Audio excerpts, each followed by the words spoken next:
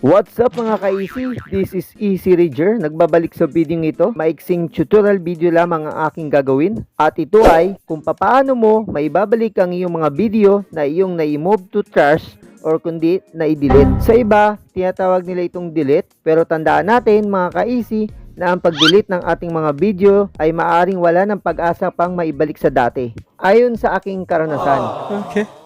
Pero ang mga video na iyong na-move to trash ay may pag-asa pang mai-undo or mai-restore sa dati at maibalik. Kung paano, ganito ang ating gagawin. Pumunta sa iyong profile at i-scroll pa ibaba. I-click natin ang settings. After nyan, hanapin sa ibaba ang activity log. Kung nakita nyo na, i-click natin yan. May tatlong option sa menu. Para mapaiksi natin ang video ito, mag-focus lamang tayo dito sa gitna, yung trash. I-click natin yan. At after mo ma-click yan, makikita mo dito ang iyong mga video na iyong na-move to trash. At ito ay naghihintay lamang ng 30 days from the date na iyong na-move ito. After 30 days na hindi mo ito na-restore, ang video na nandito ay mapipermanent ng delete. Sa video ito, makikita ninyo ang aking mga video na na-move to trash ko. At ang dami nito. Ngayon, itatry kong i-restore sila. I-check lang natin ang maliliit na box sa gilid. Dahil lahat ng mga video ito ay kailangan kong ibalik sa dati, i-click ko lahat yan. I-click sa bandang ibaba ang restore. At iyon mga ka-easy, matik na yan na makikita nyo na ito sa inyong mga page. Ganun lang kasimple mga ka-easy. Salamat sa panonood. Kung nagusto mo ang video ito, please support po sa aking page. Maraming salamat po.